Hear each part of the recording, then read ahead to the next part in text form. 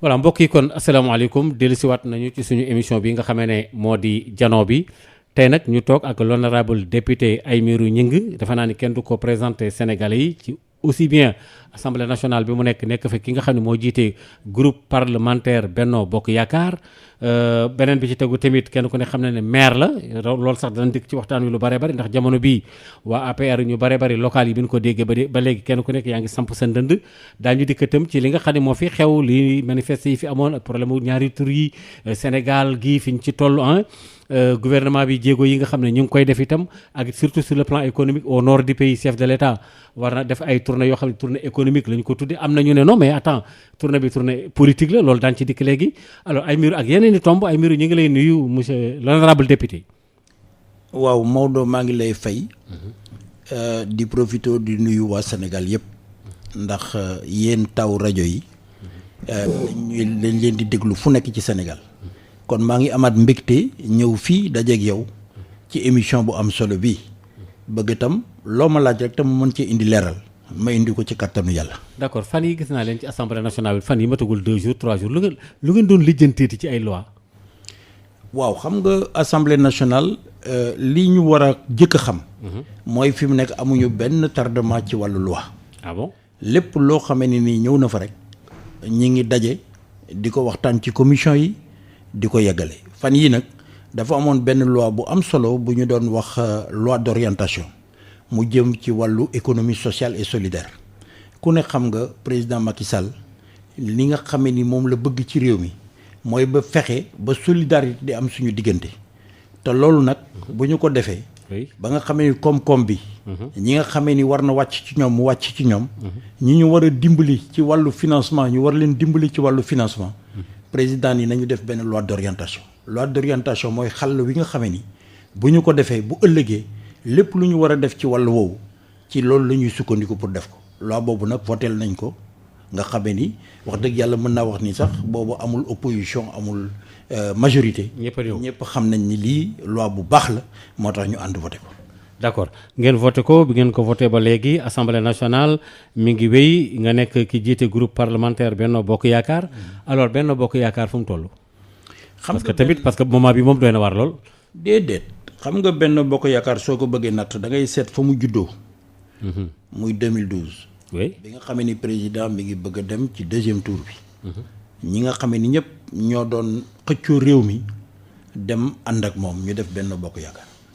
2012 ak tey li fi jaar ci ay élection kenn mënu la ko wax élection législative jaar na fi élection locale jaar na fi référendum jaar na fi élection présidentielle jaaraat na fi lépp jaar fi yàlla def amul benn jongante boo xamee Benno Bokk Yaakaar dem na ci te gañewul réew mi kon li ñu war a def d'abord mooy sant yàlla sant tam kóolute gi nga xamee ni moom la askan wi am ci Benno Bokk Yaakaar léegi nag coow mënul ñàkk parce que dafa ànd ak politique Kajoor olof moo ni ku boot bukki xaj baw la.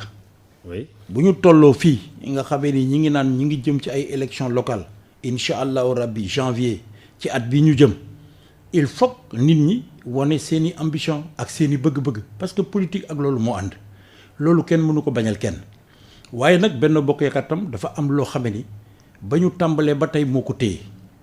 mooy ñi kàngam yi nga xam ni dañ koo ŋànk bu ñu demee ba mu jafe dañu naan nañu toog waxtaan te li ci ëpp dañuy wax président de la république ni ko yow kat doy nga ñu parce que njiit nga boo xamee ni nii bateau bii ñu la jox mat nga capitaine fépp foo xamee ni nii war nañu fa waxtaan ba seet ka nga xamee moom la ñuy tànn mu jiite ko jox nañ la carte blanche nga def ko loolu nag wax dëgg yàlla Benno Bokk Yaakaar génn gu ci te ci loolu la ñu nekk moo tax.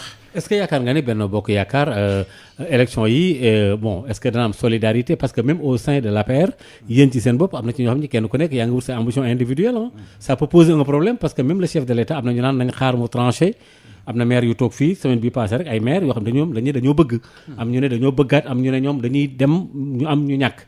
est-ce que Macky Sall mooy tranché et puis sax d'ailleurs Macky Sall lu yoonam ci ay local sax man question boobu ba léegi maa ngi koy posé mais xaw ma ba xam lan la ci jublu mais de toutes les façons am moo tax ñu koy jéñ naan ko tournée bi yëpp c'est politique am na lu mu nar bon ban jàngat nga ci am. waaw xam nga jàngat bi du sore li tax jàngat bi du sore mooy élection locale dafa am solo cim réew boo xamee ni nii dañ fa dugal loi décentralisation 1972.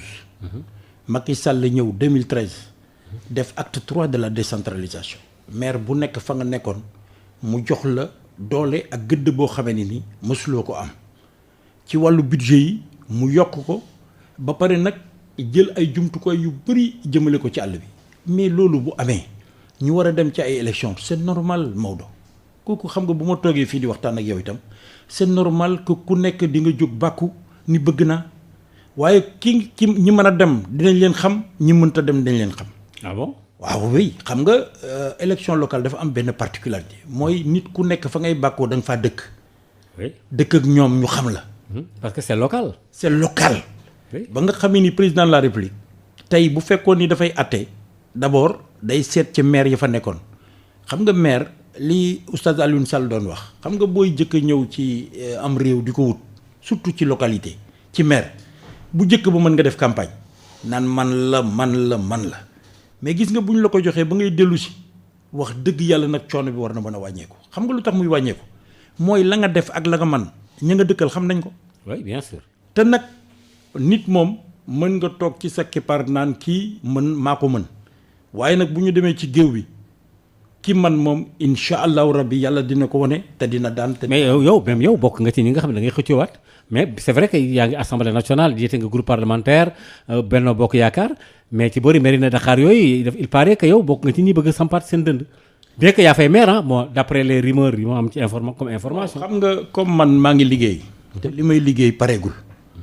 te jàpp naa ni itam yéene bi ma am ci Kajoor sama ñaari mandat yi passé mënagu koo matal. mooy say projet wala. mooy sama yéene yi ma am yëpp. ok yéene yi mooy fexe ba nit ñi nekk ci jàmm nit ñi gën a féex nit ñi am lu ñu jàpp nit ñi am lu ñu liggéey mais itam nit ñi seen dëkkin gën a rafet gën a neex mais kon bu ma nekkee ci yoon woowu dama jàpp ni man damay liggéeyal askan wi damay liggéeyal te liggéeyal askan nag mooy liggéeyal yàlla moo tax man yeggaguñu fu ñuy déposer candidature mais nag li ma lay wax mooy leen man dama wóolu président Macky Sall ba nga xam ni tey su ma woowoon ni ma ay mairie bii nga yor dama bëggoon nga bàyyi diw mu jiite ko billahi wallahi taalaay balaa bu ma ko waxee léegi ma jox ko carte blanche ni ko ki nga bëgg lay jàppale man noonu la mel. ah bon yow dérangé wu la. déedéet man. quel que soit ay même projet yi nga xam ne am nga ko fa et tout. mais c'est vrai que sax am na ñu naan bon ay miiru est-ce que sax bon c'est normal parce que il faut mu am ñu xaw a fépp tuuti kii mais bon. côté Pekes yooyu am na gars yu naan yoon bi nee la dafa daa fàdd fedd di géew bon. non xam nga bu ñuy waree liggéey maire yi ku nekk da ngay yem ci sa maire yi di liggéey bu ñu waree liggéey département ñu liggéey département xam nga man li ma bëgg mooy bu ma tolloo ci def yëfi maire du ma génn Mérina Dakhar bu ma tolloo nag ci def loo xam ne département ko moom wala région wala Sénégal bu boobaa bu ma toogee ci pencu ndaw réew mi dinaa fa wax joo xamee ni la ñu fay def sama wax boobu xañ na sax naam du moo tax ñu def ko waaye nag dina participer ci li tax ñu def ko ma bëgg na nga xam ni xam nga nekk maire du tee nga mën a bañ a liggéeyal sa askan. tey bu ma président woowoon ni ma sa mairie bi damaa bëggoon ñu jox ko Ñoxor Njaay te nga jàppale ko damay jàppale Ñoxor Njaay xam nga lu tax bañ a nekk maire du tee ma mën a ñëw di ko jàppale ci projet yi ma am pour mu mën ko yeggale parce que mbir mi du rek may jiitu mbir mi mooy naka lay def ba man li ma man lépp ma def ko tey bu ma ko defee mu am njariñ boo xam ne dina jeexital ci askan wi. est-ce que am nga yaakaar ni c'est au niveau local en tant que député ak cër bi la yàlla jox yëpp itam njort nga ne bu ñu tegaatoon lamb ji da ngay gagné parce que am na nag gars yu risque fii taxaw na ñoom bu ñu demee dañuy gagné am na ñu ko wax xaw ma nag ñooñu fu ñu ko teg mais yow est-ce que am nga certitude avec changement yi am bouleversement yi am ci seen côté yooyu est-ce que yaakaar nga ni mën nga cee génn. man jàpp naa ne képp koo xamee amoo wujju baaxoo parce que yàlla moom mooñ doomu adama ci muy wujje man mii fa ma nekk dina am ñoo xam ne dañuy bëgg nañoo ñëw xañ na dañu yaakaar ni bu ñuy ñëwee dinañu def lu ëpp man li may def dafa am benn baat boo xam ne dama koy wax man saa bu ma toogee nit koo xam ne day def politique ci man ñu dem ci kanamu koo xam ne dañuy ñëw ñun ñaar di ko wax ni daal dañoo bëgg réew mi xam nga lu may wax dama naan ki gën ci nit ñi yàlla na ko yàlla jox réew mi xam nga lu tax parce que man dama gëm ni li may def dama ko def parce que sacrifice la ci man pour ma jàppale suma askan. damay delloowaat mbattu li ci ndaal yi. loolu moo tax ma engagé wu ci wàllu politique pour jàppale leen dimbale leen mais ki nga xamee ni tam dem na ba xam ni wax dëgg yàlla man fa ma jotewu fa li ma koy ñaan mooy mu ñëw ànd ak man ñu ànd liggéey parce que liggéey bi yaatu na tool bi mën nañ ko tàmbalee fu nekk ku nekk mën ngaa bay sa waar bu ko defee tool bi mën a set léegi nag ay nit suñu àndee il faut mu am ku jiitu mais man li ma la wax loolu laa gëm Maodo mooy man gëm naa ni président Macky Sall du def dara ci Benno Bokk Yaakaar loo xam ne da koy delloo ginnaaw lu koy jëmale kanam la man nag mën naa wax solennellement fii ni ma suma président woowoon ni ma mairie Ndakaar bi Ñoxor Njaay koy jiitee moom laa bëggoon mu jiite ko dama bëgg ay mairu nga jàppale Ñoxor ndax mu dem ndax yow def nga ñaari mandat macha allah 2009 ba 2021 yaa ngi jiitee mairie Ndakaar keroog laa koy jox tontu li ni ko kat d'accord naa ci li nga wax te bu boobaa tam dinaa ko jàppale kooka Ñoxor Njaay sans condition ba li mu war a liggéey mu liggéey ko. d'accord kon yow jàpp nga ne très bien l'honorable député mbokk yi ma fàttali ne ba léegi ñu ngi toog ak ki nga xam ne moo jiite groupe parlementaire bu Benno Bokk Yaakaar à l'Assemblée nationale monsieur Aymérou Gningue alors jàpp nga ne fii nu toll ni kon tournée yii Macky Sall def Saloum dans le Saloum la jógee léegi il est au nord vers Fouta sax man li ci gën a doy war ay jours dafay def ak yu demee noonu am na ñu ne tournée économique en tout cas yéen loolu ngeen ko tuddee mais am na ci ku jëg politique gi nee nañ sa waay fii def am na lu muy fàkk am na campagne la nekk quoi à la limite bon je sais pas. xam nga doo mën a bañ nit ñi tudde ko tournée politique bu leen neexee waaye nag ku deful dara doo am dara loo wone président Macky Sall bi muy def tournée ci Saloum gis nga li mu def Kaffrine gis nga la mu def Kédougou hôpitaux yoo xam ne mosula am ay réew yoo xam ne mosuñu am ndox nga fexe ba def fa ay bassin yoo xam ni léegi ndox mi jógeetul ci suuf mais dañ ko jëlee ci dex gi di ko traité pour nit ñooñu di mën a. mais Kaffrine amul benn infrastructure ah selon gars yi fa nekk nañ Kaffrine dañ ko fàtte bon voilà. non yow tam tu as vu la route de Nganda yow tam Maodo yow tam xam nga yow tu es yow xam nga yow nag. am nga gis-gis. waaw mais d'accord mais gis nga tam hôpital bu mucc ayib ba mu fa def. tey dañuy wax ni dañuy bëgg Sénégal dem ba bu nit amatee tawat ak lu mu mën a doon dootul jóge ci région bi mu nekk di ñëw Dakar wala muy dem feneen. loolu nag. mais dans ce cas il faut ngeen équiper plateau technique bi ngeen yokk ko parce que am na hôpitaux yoo xam ne da ngay reebal. mais c'est ce qu'il est en train de faire moom lay def. président Macky Sall li mu def ci wàllu jumtukaay ci wàllu santé man mi nga xam ne budget yi day jaar ci man nga xool 2012 ak tey bu budget santé nekkoon benn yóbbu na ko mu nekk ñett ak genn wàll. kooku yàlla moo ko defal te yàlla def tam. ci moom daf koy augmenter 3 fois. yàlla def ci président Macky Sall tam mu nekk nit koo xam ne dafa gëm ni Sénégal fu nit ki nekk ak lu mu sori jumtukaay yi nga xamee ni moom la nit war a am di ko jëfandikoo dafa war a nekk loo xamee ni nii dafay jàppandi ci moom. président Macky Sall bu fekkoon ni tey dama lay wax li nga xamee ni moo koy caractériser dama naan dafa bañ injustice. dafa bëgg ku nekk fu mu nekk. la war ci moom fekk ko fu mu nekk. d'accord loolu nag mooy. tourner au nord c'est la même chose. tey bu fekkee ni dinañu def na ay investissement yoo xam ne ñoo ngi koy chiffrer ci 450 milliards ci wàllu ndox ci wàllu électrification ci wàllu dëkk yoo xam ne dande mayo bii nga xam ne. mais est-ce que mënu woon a dem évaluer d'abord les conseils de ministres décentralisés yi fi defoon ci gannaaw il pourrait aller mu évaluer ko xool li benn la. ah bon xam nga conseil des ministres évaluation li ci gën a gaaw kay mooy budget su fekkee ni dañuy def budget def li ñuy tuddee la loi de règlement nga xamee mooy wane budget bi nga doon def fan nga ko jaarale ak noo ko dugalee wax dëgg yàlla évaluation mënu ko gën a gaaw parce que conseil des ministres dajale bu ñuy daje rek jël ay projet di lii la ñuy def waaye loolu bu ñu ko tënkee bala ñu koy mën a def day ñëw assemblée nationale ñu wote ko ci budget te lépp lu ñu wote ci budget def ko. dafa am beneen loi bu ñuy tuddee loi de règlement boo xam ne day dellu si waat ci député yi ñu càmbaraat ko ba xam budget bi ñu leen woteel loon dugal nañ ko fi ñu ko war a dugal wala dugaluñ ko fi ñu ko war a dugal kon nag président Macky Sall ku liggéey ku nekk xam nga jërëjëf baat bu gàtt la waaye ku deful dara doo ko dégg soo demee ci population yi.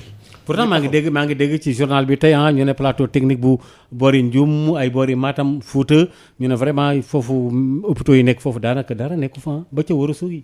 waaw mais déjà Ourossogui sax c'est autre chose mais ci au nord laa bëgg a wax quoi. déjà moo am ay structure xam nga doomu adama moo bindoo lu mu am lu nekk bu ëllëgee lu ko gën rek lay wut. gis nga développement ni ñu koy waxee yoon la woo xamee ni xàll la woo xamee ni dañ naan bu yoon jeexul waaxusul du jeex képp ku ci nekk di liggéey di nga dégg baatu ginnaaw. parce que dañ nañ li war nga yokk lii war nga yokk lii mais loolu mooy politique loolu tam mooy développement kon ñooñu koy wax nangu nañ ko waaye ñun itam dinañu teg ay jumtukaay ba loolu ñuy jooy ñu fajal leen ko. opposition bi nee nañ dañ bëgg a dem à rang serré ci élection locale yi attention de tout peut arriver man de xawma dinañ dem à rang serré waaye ñun benn bokk yaakaar dinañ dem ci à rang serré. ah bon waaw bu soobee yàlla ñi nga xamee ni ñoo ŋànk suñu coalition bii. rang bu dëgër. rang bu dëgër àndaat bëre te nag di ñaan yàlla mooy joxe ndam yàlla jox ñu ndam waaye nag bu fekkee ni da ngay bëri ji da ngay seet ndax li ngay bëri am nga yaakaaram déet bu fekkee da nga may laaj nag su ma yaakaar nee naa la ñun am nañu yaakaar bu dëgër. d'accord waaw lan moo tax prestataires yi nekk Senelec bon am na sax kon ci jàpp ñoom kilifa ba sax gis nga tey jii fële ca Kaolack Ousmane Sonko sax nee nañ dem na fa léegi bi nga xam ne xëy na dana ñëw ci seen marché bi te seen ndaje bi tey ak Malick Gakou parce que ñoom pour ñoom prestataires yi nekk Senelec xaw ma nag lu leen metti parce que moo prestataire mooy yow nekkaguloo koo xam ne kii xëy na sa yëpp mat na bon loolu yaakaar naa ne man pour man est-ce que Senelec lañ amal affaire wala est-ce que directeur parce que loolu est-ce que yoru directeur bi mi ngi ci pour man. xam nga. loo mën a leeral askan wi pour ñu xam ne am nañu Pape Demba Bitèye am na ñu ne yoonam nekku ci wax dëgg yàlla am na ñu wax loolu. man nag te am na yeneen prestataires yu nekk ci yeneen services yi bon vraiment mel na ne moom daal dañ koo xaw a singali rek waaye vraiment. yow daal sa question bi daf ma bett. mais moo tax ma sërxal ko. mais nag li ma xam. mooy gis nga prestataires yi nga xamee ni ñooy liggéey Senelec. keroog ba Senelec dafay appel d'offre. di wax ni dafa bëgg def ko ay lot yoo xamee ni xaalis bu bari lay laaj pour ñoom ñu soumissionné ci. bi ma ko yëgee man assemblée nationale. dama ni loolu baaxul ci prestataires yi. ah bon waaw ndax prestataires yi nañ leen bàyyi ñu continuer di liggéey ak Senelec ku nekk ak doole bi nga am bu Senelec amee liggéey boo xam ne yow la koy dénk mu dénk la ko. waaye bu ñu ko joxe ay borom doole dañuy dellu si waat di ko joxaat prestataires yi te bu boobaa dañ leen koy sous-traité man ci xeex boobu ci la bokkoon. ba Senelec dindi appel d'offre yooyu yëpp 1400 et quelques prestataires ñi ngi liggéey Senelec. waaye nag Maodo dafa am loo xam ne dañ ko war a leeral. parce que réew bi ñu nekk réewu droit la. soo nekkee prestataire mooy bokkoo ci Senelec. ah bon déet mooy tu n'es pas officiel. déet yow da ngay liggéey boo liggéeyee ba pare ñu fay la est-ce que dañ lay fay en régie mooy liggéey bi am na prix ñu fay la su fekkee ni tam dañ la jox benn appel d'offre boo xam ne yow yaa koy liggéey boo pare ñu fay la mais bu boobaa nag amuloo benn dara lu la lënkale ak Senelec. amuloo juridiquement dara liyewu leen dara liyewu leen. ah bon su ko defee nag. parce que prestataire la. oui parce que prestataire nga bokkuloo parce que bu ñu doon xool contrat yi nga xam ne ñoo nekk ci biir Senelec yow doo ci nekk.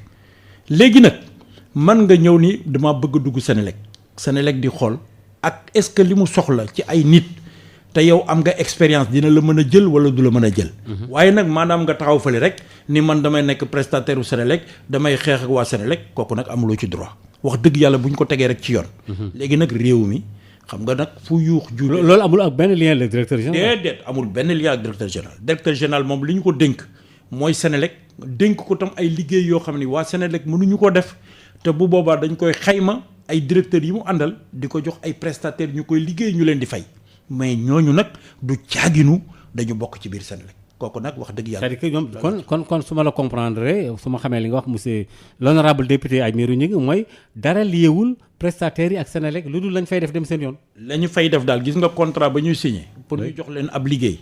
est-ce que respecté nañu clause contrat ba.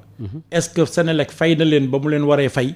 loolu moo li leen lii. waaye nag ña fay liggéey nga xam ne dañuy liggéey ak contractuel yooyu wax dëgg yàlla jotewuñu dara ak Senelec. kon kay yoonu wax dëgg yàlla koy itam kon yoonu Pape Demba Bitèye newu ci bu dee dañuy waxante dëgg rek. bu fekkente ne logique pour logique. mooy li ma lay wax mooy yoonu Senelec nekku ci yoonu directeur général Pape Demba Bitèye nekku ci yoonu directeur des ressources humaines u Senelec nekku ci li am solo daal mooy ñoom am na liggéey ñu leen dénk est-ce que liggéey ya def nañ ko ak seeni patron est-ce que Senelec war na leen fay na leen loolu la ñu war a seet waaye waruñu xool leen. te Senelec yore leen dara yore lu leen ñaar dërëm.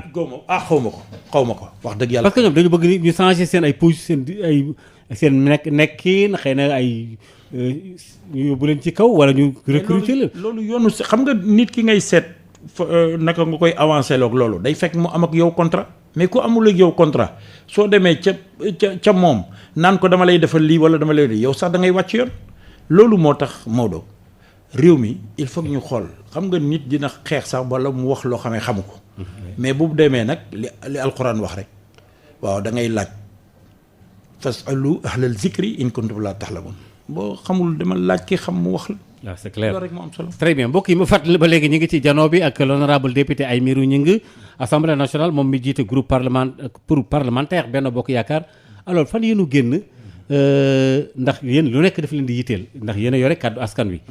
askan wi dafa am ñu génnoon di wax ci problème mu borom ñaari tur yi. def manifestation. wane di artu wala boog ñu alerter ay kilifa jàngalekat alxuraan a ngi ci ay oustaz a ngi ci ay imam a ngi ci mais lu jiitu loolu Macky Sall dafa am lu mu waxoon dañ ne tant que yàlla nga ko fi teg loolu du ko xaatim. am na ku ñëw fii daan ne manifestation bi jaru ko woon. bon léegi yow Sénégal en tant que député. bu am ndomba tànk assemblée nationale. est-ce que loi boobu. bu ñëwoon tey wala est-ce que dana ñëw est-ce que loi bi est-ce que ak influence yi ak itam au niveau international pays puissance yi. doole yi ñu am pour influencer yeneen réew yi est-ce que loolu lobby yooyu yéen député yore kàddu askan wi ban jàngat ngeen ci am. waaw Maodo li ma bëgg a jëkk a wax mooy Sénégal. dafa nekk réew boo xamee ni. dafa am taarix. oui bien sûr. te ma lay xamal ni la ñun amuñu lu ñuy jëggaani ci réewu tubaab yi amuñu lu ñuy jëggaani ci même ci réewu arab yi ci liy doxal suñu dundin bu ma waxee réewu arab yi nag diine taxul ma wax. mais seeni cosaan ak seeni aada ak seeni taarix moo tax. les pays arabes rek. les pays arabes. kon gis nga Thierno Souleymane Baal. oui bien sûr. en 1776. bi muy wax ni damay dog buumu jaam yi. waay boobu tubaab yi dogaguñu buumu jaam yi daf leen ci jiitu. waay kon ñun amuñu lu ñuy jéggaane. il était au nord. waaw mais dama ni Sénégal amul complexe. ci li nga xamee ni moom la réewam war a dundee ak li nga xamee ni moom la war a aadawoo mu defal ko boppam loolu moo tax Maodo ma bëgg nga xam ni code pénal bi. dafa am lu mu programmé. oui la loi 66-16 bi nga xam ni moom modifié la loi 65-60 bi nekk code pénal ci article 319 dafa wax ne képp koo xamee ni. yaa ngi ànd ci wàllu sëy koo xamee ni nii waroo ànd ak moom ci sëy maanaam góor ak góor wala jigéen ak jigéen. contre nature. contre nature. dafa am ay daan yuñ la daan. loi boobu mi ngi existé ba léegi. mi ngi assemblée nationale. ba léegi mi ngi existé parce que xam nga loi tant que dindi wuñ ko li ñu naan abrogé. loi boobu mooy em. léegi nag li ngay wax am na parce que occidentaux yi ak tubaab yi wax dëgg yàlla yombaluñu àdduna ni muy doxee tey. parce que bu ñu bëggee ñëw ci am réew ni dañoo bëgg ngeen légaliser góor ak góor wala jigéen ak jigéen mais loolu président Macky Sall li mu wax loolu la war a wax mooy man d'accorduma ci parce que loolu dëppoowul ak suñu aada dëppoowul ak suñu diine te feek maa ngi nekk ci réew mi di ko jiite loolu du fi am. oui loolu président wax na ko loolu mooy problème bi. président moom majorité bi mu am assemblée nationale xanaa xamuloo ni ci majorité assemblée nationale keneen ku fi mënoon indi loi. ak nu mu mën a mel ñun suñu majorité bu ci président d'accordul duñ ko wote kon nag réew mi jàpp ni majorité bii nekk assemblée nationale du ñu soppi dara ci loi waaye nag war nañu xalaat man sama xalaat mooy ñun ci suñu bopp te maa ngi woo député majorité bi yëpp ñu am xalaat ci phénomène yooyu di xew. pour bu fekkee même loi bi dañ ko war a soppi gën koo dëgëral ñu gën ko dëgëral. te loolu maanaam daan yi. daan yi. très bien parce que tey dañu naan dañ lay tëj benn at ba juróomi at def la ay amende 20 000 francs ba xawma 100 000 francs ba 1,5 million loolu dafa tuuti. xañ na war nañu xoolaat seetaat naka la ñuy waxtaanee mais bu boobaa tam dafa nekk projet boo xam ne bis bu ñu ko doon def dañuy woo ñëpp mu nekk un projet inclusif ba ñu taataan xalaatu nit ñi. ba naka la ñuy mën a def ba xeex loolu ba ñun ñëpp ñu nekk bloc ba loolu du ñëw Sénégal kooku nag ñun position. mais en tout cas ci wàllu góor jigéen yi borom ñaari tur yi en tant que député à l'Assemblée nationale fedd li nga ne loi bi koy daan mi ngi fi. waaw bi koy tereet mi ngi fi. bi koy tere mi ngi fi. bi koy teree mi ngi fi ak daan yi mi ngi fi ñun kay li ñu war a seet mooy comme mi ngi gën a jóg. te ku ko def it te ku ko def mën nañu appliquer loi bi ci sa kaw. tout de suite.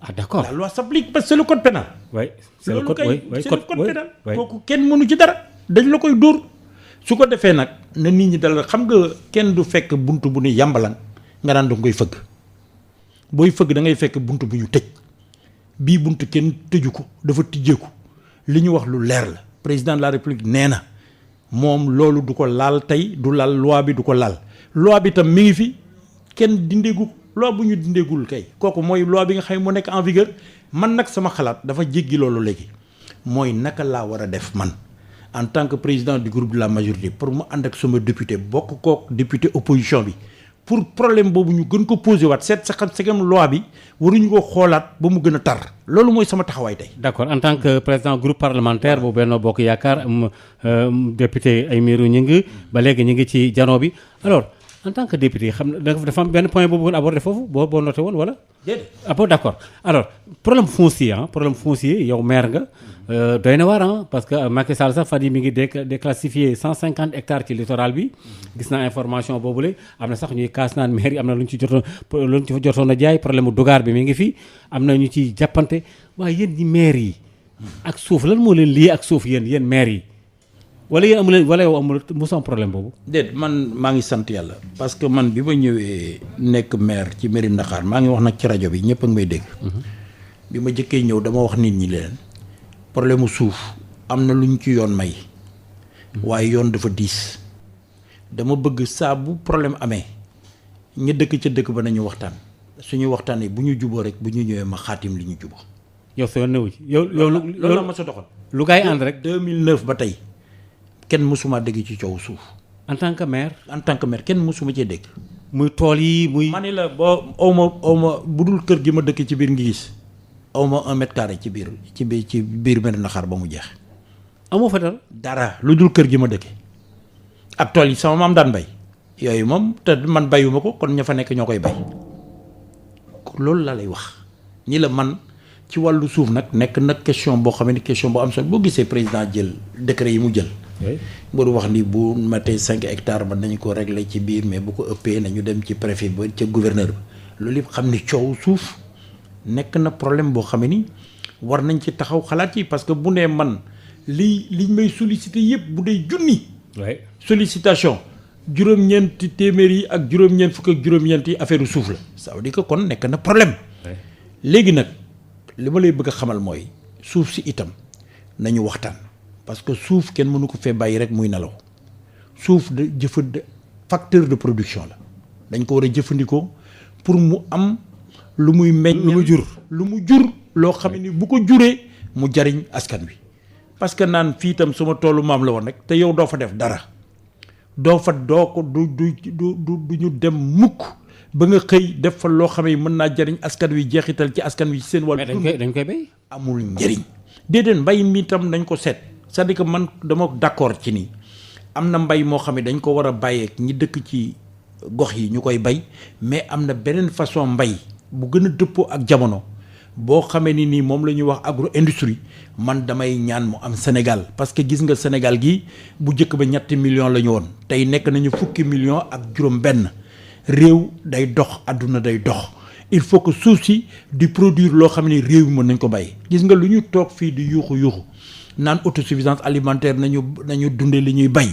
gis nga bu ñu amélioré wul rendement yi ñuy bay dañuy jënd ci biti rek moo tax suuf si dafa am équilibre bu ci war a am mooy li ma lay wax souvent bu sëlu yooyu bu guri demee neen waay loolu mooy fexe ba li nga xamee ni mën nañ ko jox ñoo xamee am nañu ay investisseurs lañu te war nañu mën a bay yokk rendement yi ba tabax ay usines di transformer ñu jox leen ko li nga xamee itam nit ñi ñu ngi ko doon jëfandikoo di ko bay nga xamee ni seen suuf la ñu ñoom itam ñu ciy dund di ci def seen i activité tam ñu bàyyi kook ñoom gis nga réew yi dem yëpp yooyu la ñaari levier moo am agriculture bi nga xamee dafay nekk agriculture boo xamee ni dañ koy bàyyi ca fa mu nekkoon nga xamee ni familiale la l' agriculture familiale ak agriculture bi ñu tuddee agriculture industrielle États-Unis ak Amérique ak Brésil ak feneen foo mën a dem ci àdduna ak Europe foofu la ñu jaar ba mën a jàll loolu nag il faut ñu def ko suñu réew suuf bu mu nekk moomeel boo xamee ni da nga koy xool rek di gént suuf dafa nekk loo xam ni facteur de production la ni xaalis nekkee facteur de production noonu la suuf nekkee facteur de. est-ce que mun leen a bon est-ce que amul ay loi yoo xam ni par exemple yéen a ngi xëy na yéen a ngi projeté wut wax ci ngir problème yi jeex conflit yi ñu xool ñiy sàmm xam fu ñuy yem ñi kii parce que affaire yi jaxasoo na daal dafa jaxasoo trop. il faut ni nga wax dëgg la dafa am réflexion bu mag bu ñu war a def. ci suuf si nga xam ne dafa jëm ci littoral bi. oui ak suuf si nga xam ne dafa nekk li ñuy tuddee interland nga xamee ni mooy suuf si nekk ci biir. oui boo xoolee sax du point de vue juridique ni ñu leen di administrer bokkul mais dafa am réflexion bu mag boo xam ne assemblée nationale war na ko am ànd koog gouvernement bi ànd ko tam ak askan wi nekk ci biir Sénégal moom mooy li may wax les projets de loi inclusifs nga xamee ni ñëpp dañ ci indi seen xalaat parce que gis nga mbir mi suñu ko bàyyee nii itam duñu jariñoo suuf si te suuf dañ koy jariñoo su la ko yàlla mayee da nga koy jariñoo ni nga koy jariñoo nag ay jumtukaay nga koy jariñoo ak xam-xam parce que nekkatuñu ci jamono boo xamee ni da ngay ñëw rek ni bay naa suul naa ko jeex na tooba saxal léegi ba ma non loolu mënul sotti léegi xam-xam mooy bay moyen tam mooy bay kon nag ñi am moyen ak suuf si nañu ànd déggoo su ko defee li ma la waxoon léegi moom laa lay waxaat. selu du yooyu ngir du dem ak dem. voilà kenn ku nekk gis sa bopp voilà l'honorable député gis nga assemblée bon conseil des ministres bii ñu génn président de la république yëkkati na kàddu ci kanamu ministre yëpp ne léegi daal gis na ne dañu war a stabiliser prix yi cela veut dire que prix yokku na. yu bëree bëri denrées alimentaires yi de première nécessité. alors que yéen askan wi moo leen fal pour ngeen nekk fa c'est vrai que ay député Macky Sall ngeen mais Macky Sall falu leen. voilà askan wi leen fal te askan wi remarqué nañu ne lu bëree bëri yokku na quoi. c'est vrai mais itam il faut que ñu seet lu tax loolu am gis nga tey soo ni woon Sénégal. mais taxi la am na ñu ne taxi la. non. ah bon gis nga Covid bi dafa am lu mu impacté lu bëri gis nga tey maa ngi doon xool les taux d'inflation yi nga xamee mi ngi Europe tey xeex bi ñuy xeex te dëgg-dëgg. mooy naka la ñuy fexe ba taux d'inflation bi du jéggi dayoo. du yéeg ñun itam ci boobu combat la ñu nekk mooy fexe su président ne na ngeen ma surveiller le prix surtout les denrées de première nécessité parce que li ma la doon wax rek moom laa lay waxat Maodo président dafa nekk nit koo xamee ni yàlla moo ko nattu ci bëgg askan wi nga xam ne dañu néew doole. saa buy dox. saa buy jëf parce que réew mi xaw na descend. saa buy réfléchir. saa buy xaatim dara wala muy signer mi ngi xool ban impact la am ci ñu néew doole.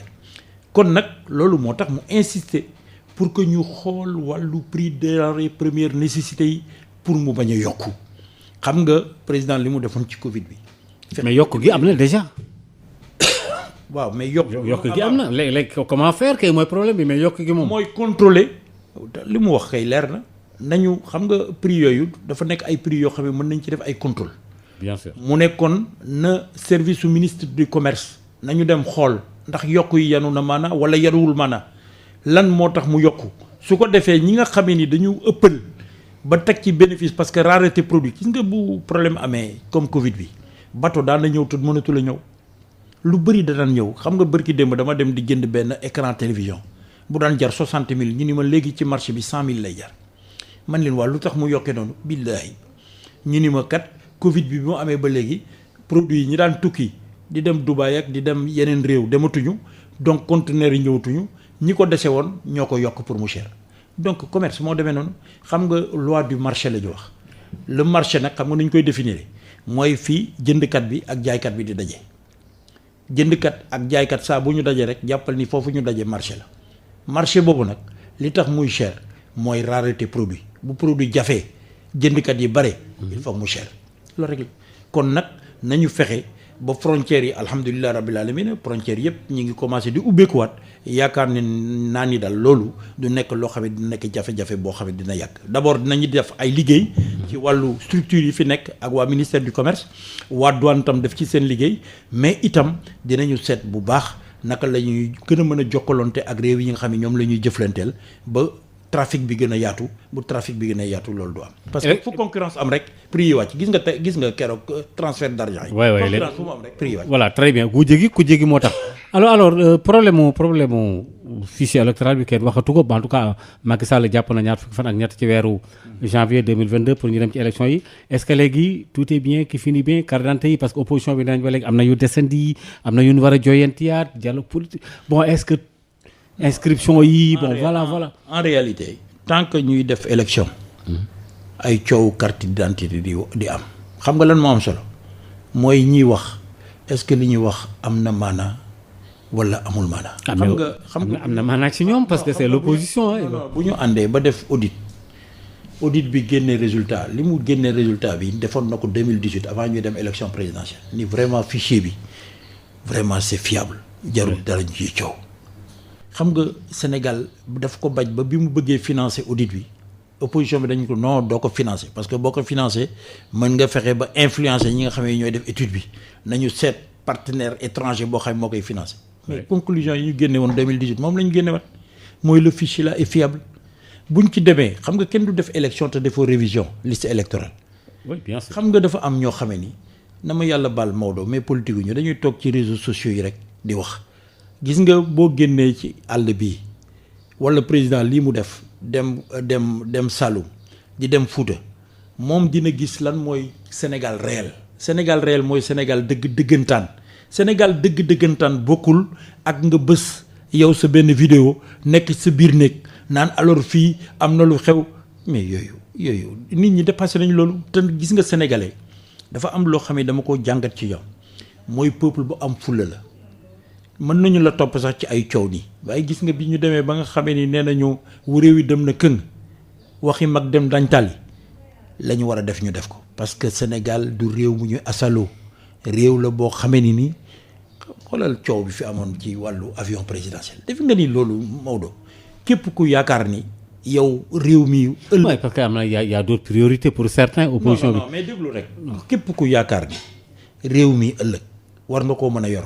est-ce que dinañ la dégg ci coow ma koo dégg mu ciy wax amul benn yaakaar ni réew mi war na koo mën a jiite ëllëg président de la république avion boo xamee ni avion militaire la ñu koy tudde avion de commandement lu ñu bëgg président di def auto avion mooy buy dem di naan ma président Burkina yóbbaale ma président Gambie yóbbaale ma président Mali yóbbaale ma mais loolu du sagu Sénégal su ñu amee avion boo xam ne dafa am ñaar fukki at ak juróom mais président sax ñun dañu bëgg lu ko aar sécurité am ki nga xam ni sa sécurité réew ci moom si sécurité am la aju mais yow itam da nga koy def ci loo xamee ni nii wóor na la lii mucc na ayib moo tax avion bi dafa nekk lu war te dégg nga ay nit taxaw di ci wax ay nit ñoo xamee ni xam nga bu ko mbedd mi doon sax man du ma jaaxal mais ay politiciens ñoo koy wax ay nit yoo xam ne dañu ni dañu bëgg bu ëllëgee ñu jiite Sénégal man loolu daf may jaaxal ay député di ko wax.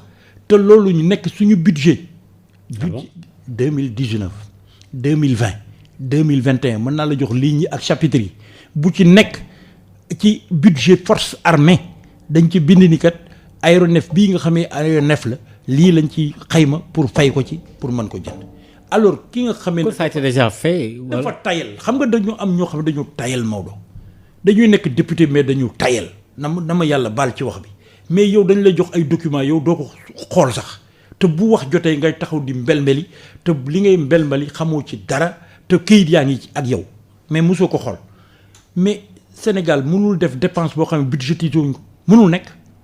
mënul nekk kon quel que soit milliards yi ñu wax ci avion bi ça a été déjà fait. mais c'est budgétisé 2019 2020 2021 budget bi bu 2021 bii mi ngi ci reliquat bi léegi nag da ngay nangu ne ñun dañuy voter budget mais exécution budget de façon générale kooku nag gouvernement moo ko yore. oui bien sûr.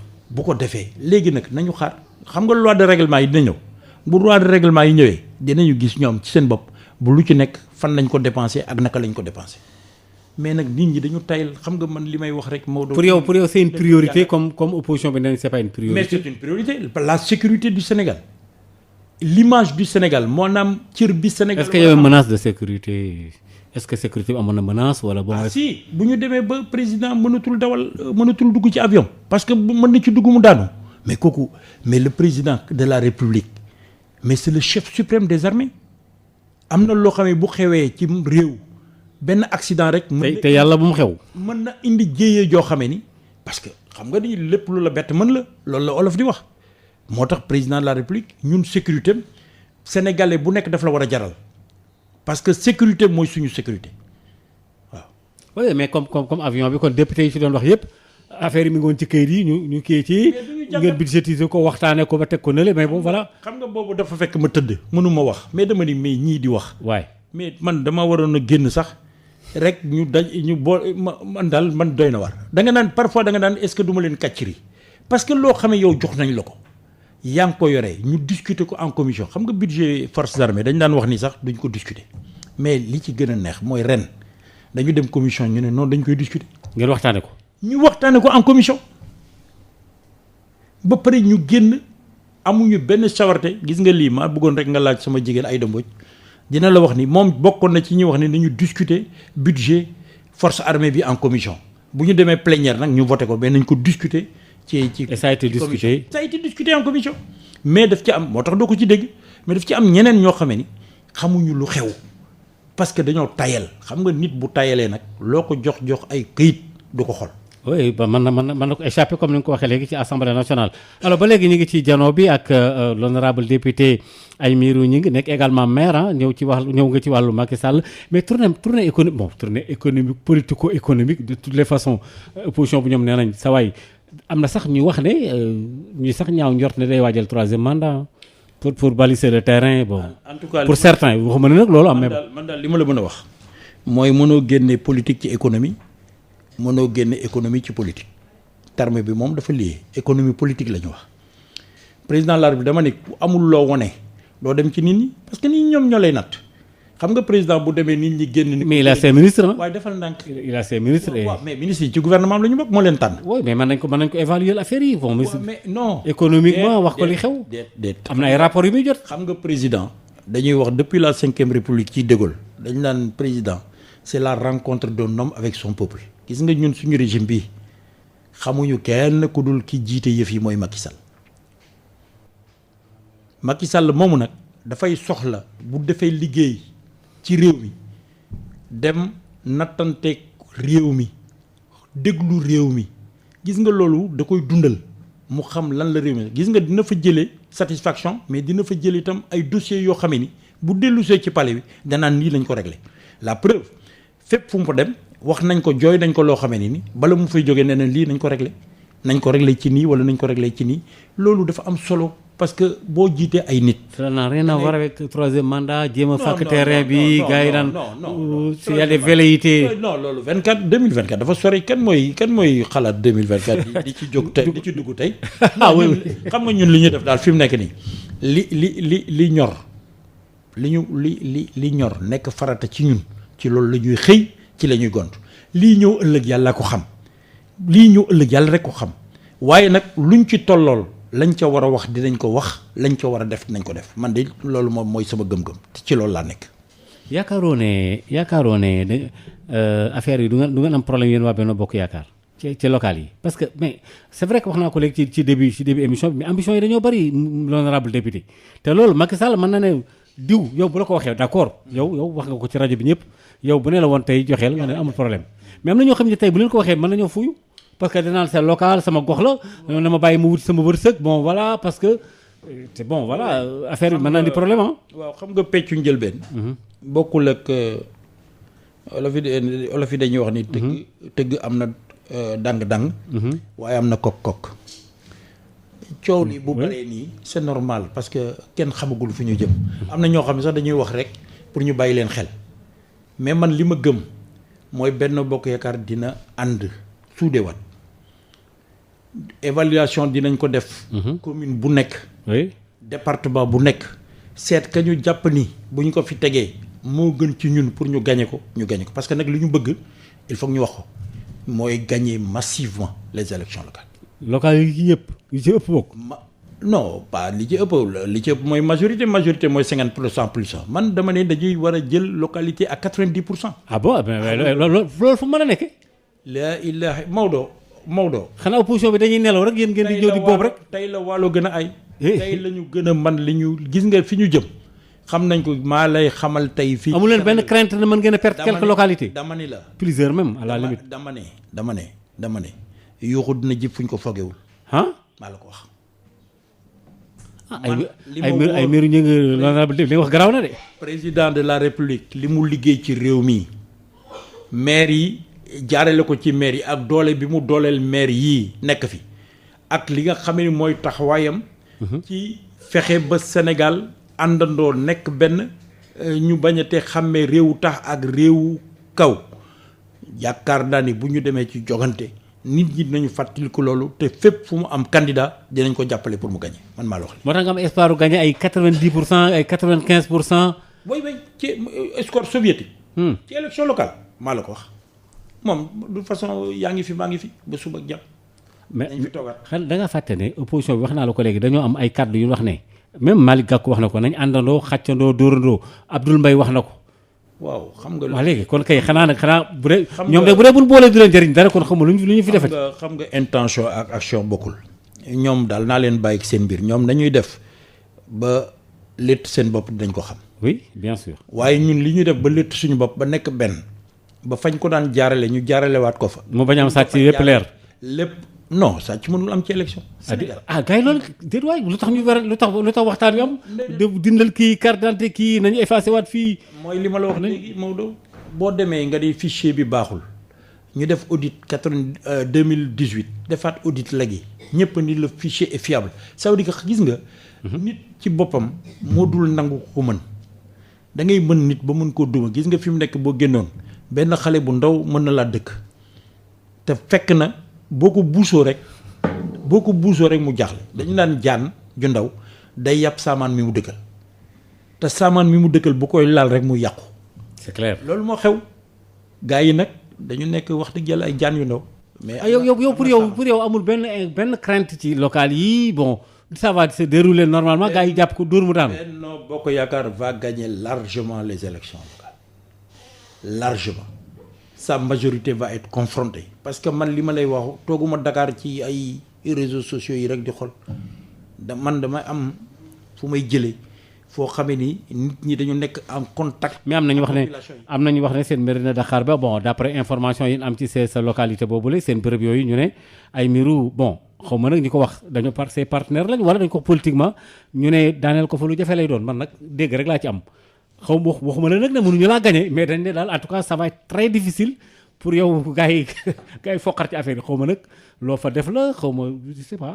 xam nga daal est-ce que maire yëpp mel na ne est-ce que maire yëpp am nañ puissance boobu am nañ yaakaar jooju. li ma la mën a wax également bon je sais pas. li ma la mën a wax daal Maodo bu dee mairie na Ndakaar man yàlla mi ngi ma fa indi 2009 boobaak léegi itam. mais fa nga dëkk.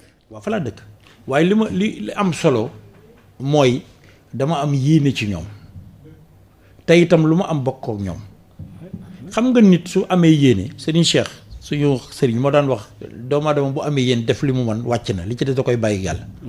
man ñaar yooyu yëpp am naa ko am naa yéene li ma man maa ngi koy def xam nga kenn rek ma mën a xañ mairie Ndakaar mooy suñu borom te bu ko defee tam man nangu ko parce que damay xam ni ki mu jël moo gën ci askan wi mais man li ma gëm mooy lépp lu ma man pour yóbbu ko mairie Ndakaar lépp lu ma man pour yóbbu ko Kajoor lépp lu ma man pour defal ko waa Sénégal su ma xëyee ci loolu lay nekk su ma gontoo ci loolu lay nekk parce que man dama amul beneen dëkk bu dul Sénégal man ooma ñaari passeport man Sénégal rek la am sama njaboot tam kenn mësu ci génn dem fen ñi ngi fii ci biir Sénégal man Sénégal rek la am 100% Sénégal. Sénégal rek la am ooma leneen man Sénégal rek la am moo tax réew mi daf maa ñor parce que lu ci yàqu man la yàqul waaye lu ci defaru tam man la defarul. d'accord waaw l'honorable député pratiquement dese nañu lu mat 3 minutes pour ñu tënk rek xam nga temps yi dañoo gis ne vraiment accident yi bari na lool ci route yi am na ay mesures yu ñuy jëloon gouvernement bi wax ay permis à point permis xama lan ak lan bon pour le moment lii yan dogal nga yaakaar ne en tant que député war ngeen koo xoolaat pour xoolaat yoon yi wala chauffeur yi la parce que wala parce que nit ñaa ngi daanu ci doy na waar ban lecture est-ce que yéen am ngeen ci taxawaay bon voilà. accident dafa nekk loo xamee ni ñetti yëf la conjonction ñetti yëf la. qualité tali yi. imprudence su chauffeur yi. parfois oui. parfois te nag loolu tam dafa laaj am na réew yoo xamee ni boo deful test psychotechnique. duñ la jox permis test psychotechnique mooy xool ba xam. way nga. wala wayuloo parce que nit mën am permis te du way. parce que kii yor camion. te du nite. waaw du nite ki yor camion ñëw ba ci intersection xam ni kii moo am priorité mais nga ni non man comme camion laa yor naa forcer rek parce que moom dina taxaw parce que du ñemee ñëw dal sama kaw parce que bu dalee sama kaw day gaañu mentalité yooyu fekk jógu fi accident du fi jóge maintenant nag état li mu war a def mooy toujours muy améliorer tali yi loolu nag xam nga ni dafa am programme bu rëy bu ñu tuddee FERA. FERA mooy fonds d'entretien routier autonome.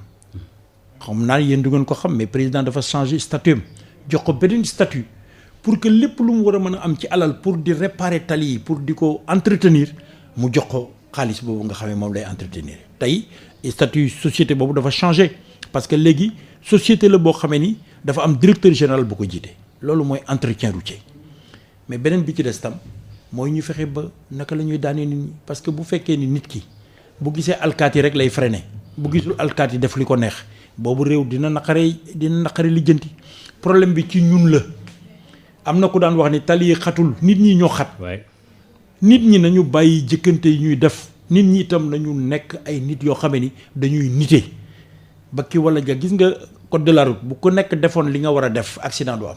d'accord voilà très bien xam naa ne fàtte woon naa ab dongab daara laa toogal fii ne moom wër naa la xëcc naa la mais ba tey sa logique moom kenn mënu la see jëlee loolu lu ma yëm la ci yow rek ci sa communication doy na waar lool léegi looy tëjee. Tëj bi de mooy Maodo sant la waaye nag sant tam waa Sénégal mais sant particulièrement waa Mérina Dakhar bi nga xam ni dama faa nekk jaraaf jiite leen. te itam ñu ànd ak man àndu ngor ànd ak man àndu nawle ñu ànd di xalaat amul dara lu may def te du ma waxtaan ak ñoom man mii mën naa la wax ni mosuma voté budget boo xam ne voté wuñ ko à l'unanimité opposition keneen ba ma toogee ba tey mosuma voté fukki at ak benn mosuma voté budget boo xam ne voté wuñ ko à l'unanimité ñëpp a ci ànd. ñëpp kon nag loolu su ma ko amee ci biir Mérina Dakhar fu ma toog war naa leen delloo njukkal te bu may delloo njukkal nag defuma ko ci parparloo politique mais xam ni ñoo bokk Kajoor te mënuñu ko séddoo te dañu war a ànd ku nekk la nga man nga def ko pour ñu mën a jëmale kanam réew mi. loolu tax ñu ma koy defal. kon d'accord di sant di leen gërëm. d'accord jërëjëf l'honorable député Aymérou Gningue ma fàttali ne yow yaa jiite groupe parlementaire. bu Benno Bokk Yaakaar ci assemblée nationale nekk fa député nekk tamit maire fële ca Kajoor ci maire de Dakar ak itam nga def fa daanaka 2009 ba léegi nga nekk fa ak itam li nga jeexal léegi ñu ngi lay sant bu baax a baax di la gërëm ci sa disponibilité parce que xamoon na ne xawoon na jafe lool mais di la ñaanal également nga gën a am tan ci wàllu wér-gu-yaram ñu ngi lay sant bu baax a baax mbokk yi ñu doon déglu incha allah beneen dimanche daañu dikkaat ci beneen homme politique ci wàllu jano bi ba beneen dimanche incha allah jërë ngeen jëf merci beaucoup wasalaam jërëjëf